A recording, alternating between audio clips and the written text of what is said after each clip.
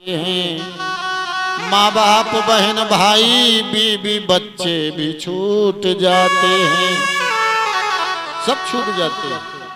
जहाँ ये श्वास खत्म, ये नूर निकला, तो जो तुम्हें चाहते हैं वही कहते हैं कि भैया बांस कटवा लो, वो पीछे वाला कमरा गिर गया वहाँ धन्नी है, लकड़ी कटवा लो। कहे का फाल तुम दो कसते हैं कि बुढ़ऊ ना दोबारा आवे ना, हे भगवान, फिर भी तुम्हारे अकल नहीं है। श्वास टूटते ही सारे रिश्ते टूट जाते हैं, और माँ बहन भाई बीवी बच्चे भी छूट जाते हैं। लेकिन हमारे साथ क्या होता है? अरे खाली हाथ आते हैं हम और खाली हाथ ही लौट जाते हैं। क्या है हमारा बताओ? जैसे हम आते हैं वैसे ही लौट जाते हैं, और फिर भी हमारी समझ में नहीं आता, हम उन्हीं में जकड़े पड़े हैं, पकड़े पड़े हैं। ये जो समस्याएं हैं ना, जो बीमारियां हैं ना, ये मोह के कारण है, लालच लोभ के कारण है, काम के कारण, क्रोध के कारण, अहम के कारण, भेदभाव के कारण, और क्या, इसी के कारण तो ये जन्म लेती रहती है। और जिस दिन ये रोग जो लगा है ना, महारोग, ये महारोग जिस दिन तुम्हारा खत्म हो जाएगा, ये कोड़ जिस दिन निकल जाएगा, उसी दिन तुम्हारे शरीर से बीमारी भी निकल जाएगी। क्यों? क्योंकि कोड़ निकलते ही हम परमात्मा की शरण में पहुंच जाते हैं, समर्पण कर देते हैं। और जैसे ही हम परमात्मा को समर्पण करते हैं, जब हमारे पास कुछ बचता नहीं है, हमारे पास जब कुछ बचता नहीं तो हम कहाँ जाते हैं? हमारा घर चला जाए, हमारा धन चला जाए, हमारी इज्जत चली जाए, सब कुछ चला जाए, कुछ ना बचे, तो कहाँ गिरोगे जाके आप?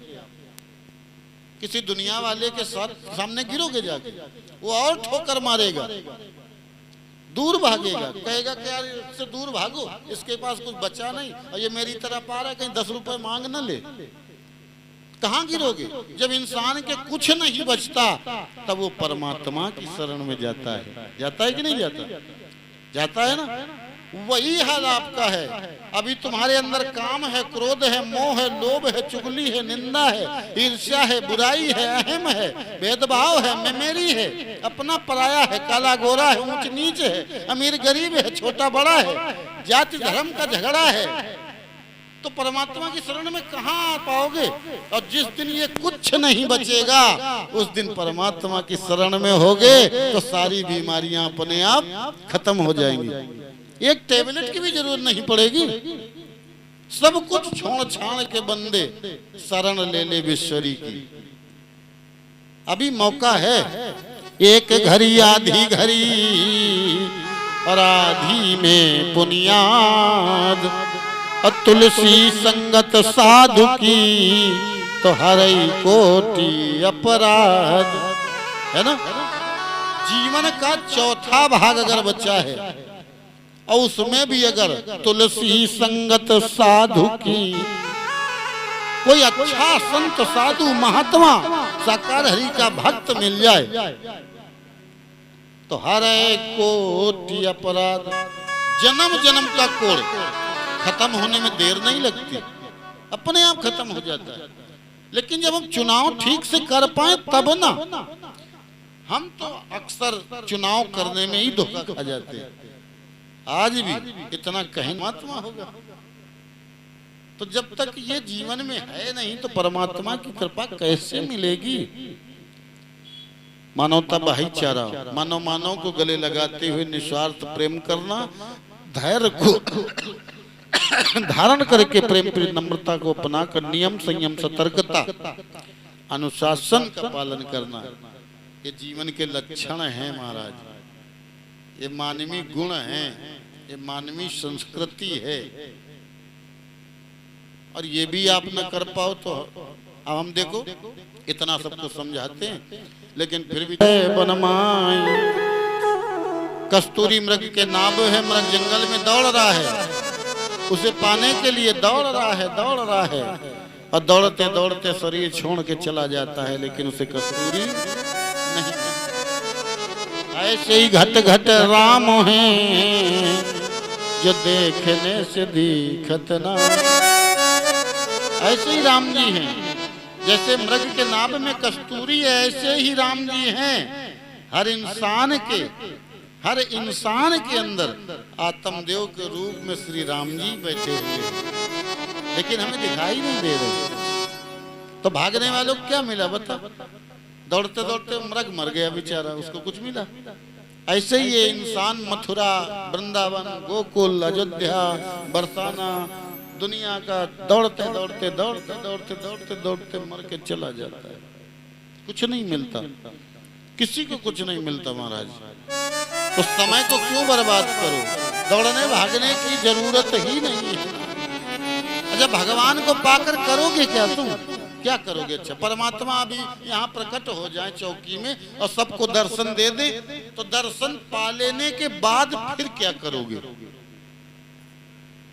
अभी तो चलो एक हम ये मान लेते हैं कि भाई प्रभु का दर्शन नहीं हो रहा तो भागे चले आ रहे हो, भागे चले आ रहे हो। अभी प्रभु यहीं प्रकट हो जाएं और तुम्हें सबको दर्शन दे दें, फिर बाद में क्या करोगे?